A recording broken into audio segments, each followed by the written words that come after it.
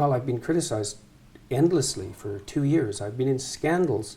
I've probably been in, I don't know how many scandals in the last 2 years, and had unbelievably contentious interviews with journalists online, on TV, on radio, in podcasts. If I was someone who couldn't tolerate criticism, the evidence for that would already be clear.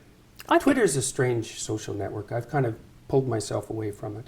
So it's not an easy place to conduct yourself with as much grace as you might.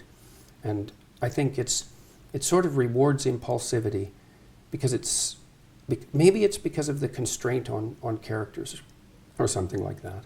So I think that people tend to show their worst on Twitter, and some of that's a consequence of the structure of the technology. I think I certainly agree with you. I think that's something that we agree on there. I think people are rarely at their best on Twitter. No, and I pulled myself away from it quite a lot in the last month, mostly to see why.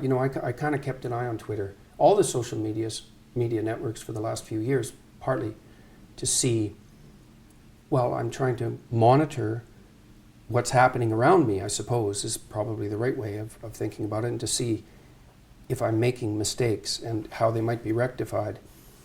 But